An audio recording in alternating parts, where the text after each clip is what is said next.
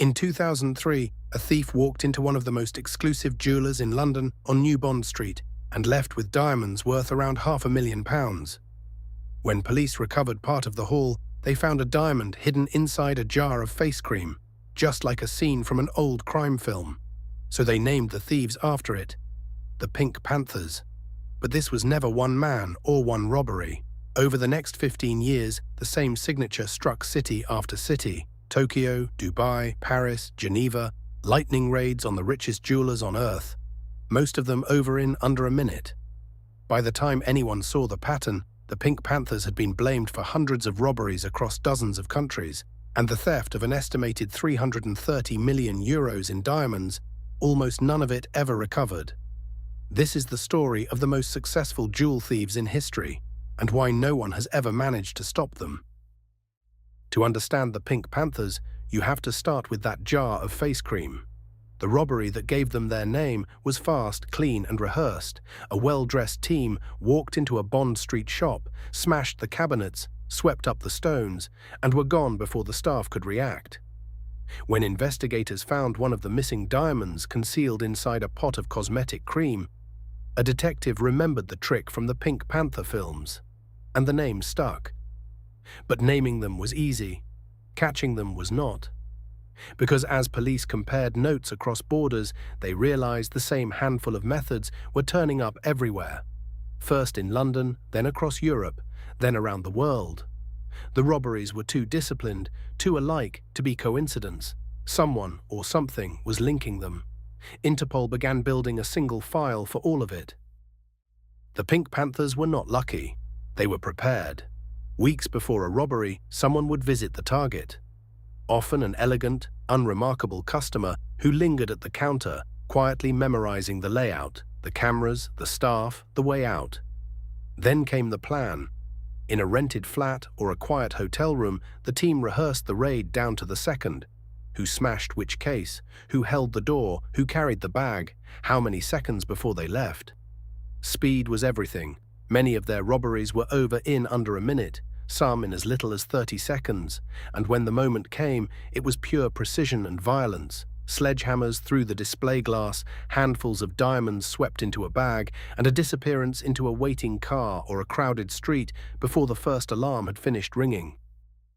Some of their robberies were so audacious they seemed impossible.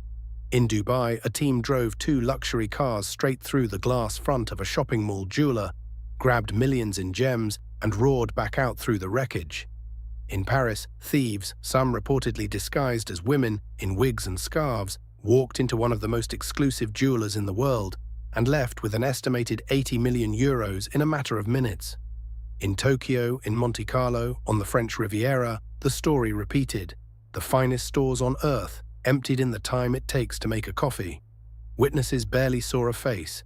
What they remembered was the calm, the sense that the people robbing them had done this many times before and would be in another country by morning. So who were they? This is where the mystery deepens.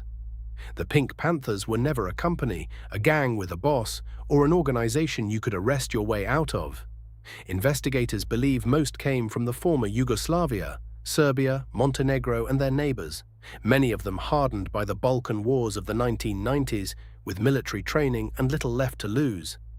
But there was no single leader. Instead, there was a loose brotherhood, crews that formed for a job, split the take, and scattered back home, only to reassemble months later with a different mix of faces. You could catch one crew and learn almost nothing about the next. In 2007, Interpol launched a dedicated project just to track them, pooling evidence from dozens of countries, and even then, the network kept slipping through the gaps between borders.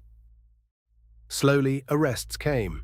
Fingerprints, phone records, and patient international police work put dozens of suspected Panthers behind bars across Europe. But even prison couldn't always hold them. In one case, accomplices rammed the gates of a high-security jail and freed a convicted member in minutes. In another, a Panther simply cut through the bars and disappeared.